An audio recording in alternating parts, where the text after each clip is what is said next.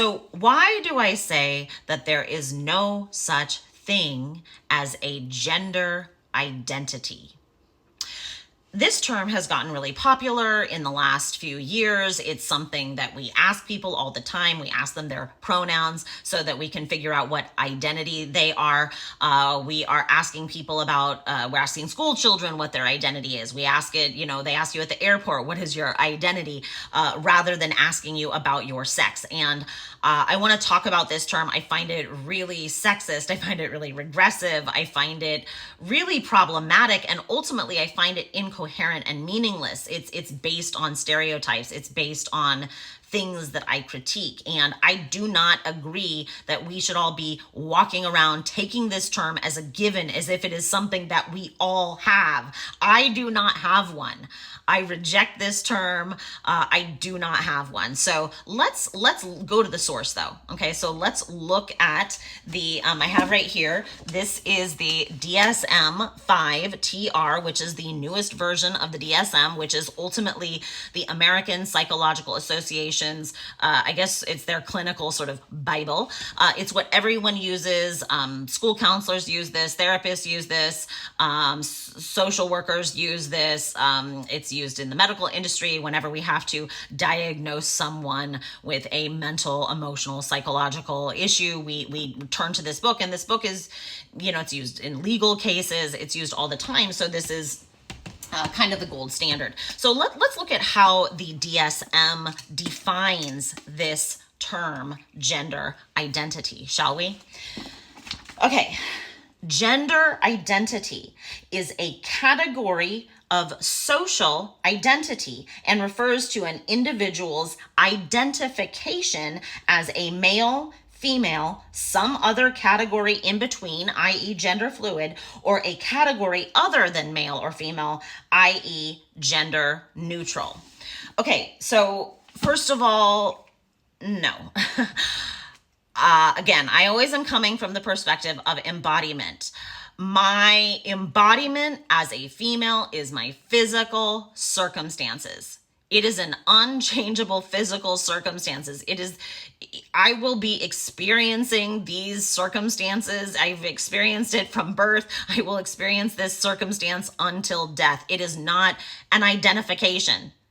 An identification, something that is an identity, is a mental idea. It's an ideation. It's something that you think about yourself. Regardless of what I think about myself, my physical circumstances are my physical circumstances. They are unchangeable.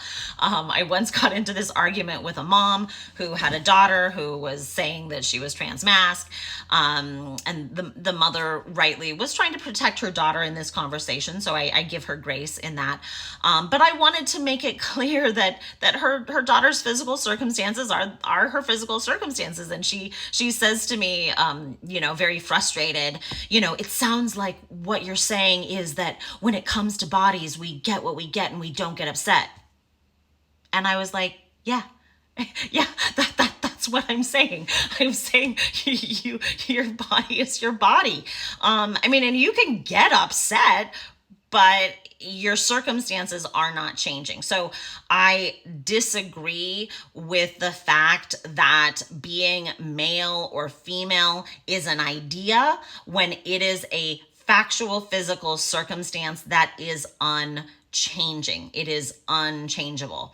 Now, I also want to look at what they are defining as gender, okay? Because in gender identity, we need to know what that term gender means also.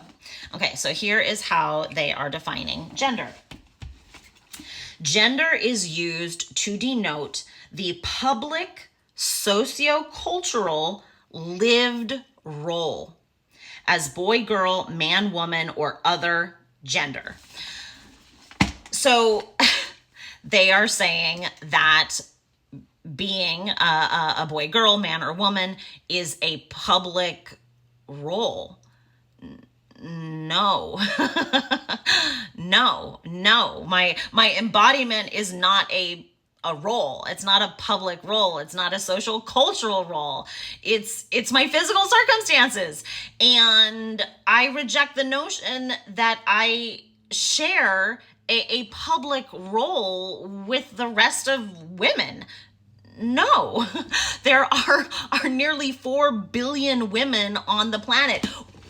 We do not share a public role. You think women in the Sudan, women in Afghanistan, women, I don't know, in Russia, women, Mayan women, we share a public role? No, no, we do not. Even in my little town, I live in a pretty rural area, and even in this town, we do not all share the same public, social, cultural role. That is something, friends, that feminists have long critiqued. They've critiqued the notion that women are forced into a public role. And I think that some people think that the ideology of transgenderism, the ideology of gender identity, is a way to challenge public social roles. But it's not challenging them at all. It's just saying you can choose a social role. So let's say the social roles are boxes. Here's the man box, here's the woman box, and I'm being forced into the woman box, and I don't like my box. So here's the thing: this ideology is saying, instead of smashing the boxes and saying there are no boxes, I reject the boxes, I don't want to be in anyone's box, it's saying, hey, if you don't like your box, just choose the other box. Maybe you're the other box. So everyone is still put in these boxes. But I don't like any of the boxes. I don't want to be in the box. I reject all the boxes. And the other thing that I have a problem with is that it is taking my physical circumstances, a woman's physical circumstances, and saying that it is not an embodied being. It's not a set of unchangeable circumstance. It's a mental ideation. It's a concept. It's a disembodied, abstract notion decided by culture. No, that's regressive. That's objectifying. That's so wrong. It's so sexist. When a man says, when someone who is a man says that he is now a woman, what is that based on? He's saying that is now his publicly social cultural role. Again, what is that based on? It's based on stereotypes. It's based on something outside of him. It's based on something that he sees in other women and has objectified and is trying to put on himself. No. A man has no way to access any understanding of what it is to be embodied in a female physical experience. A man can only ever experience his male physical circumstances. That is always his experience. So he can't understand it. We all need to look critically at what is actually being said. Because I think if you look at what is actually being said, you will find a lot of problems with it. I am critiquing this at a place of critiquing the ideology. Okay. I'm not really critiquing individual people. And I see why some individual people have attached themselves to this. But the rest of us, we've also been accepting it as some sort of given. And we need to say, no, it's not just a given. What is really being said? What is underneath the surface? So I'm going to keep coming at this. I'm going to keep talking about this. If you want to hear more long form things about it, please go to my YouTube, which is at Known Heretic. Please go to my Substack, which is theknownheretic.com. If you want to hear more deeply about this, leave a comment, ask questions. If there are things that you want me to talk more about, I'm going to keep going at this because I think it is an issue of our safety and our survival. Thank you so much. Bye.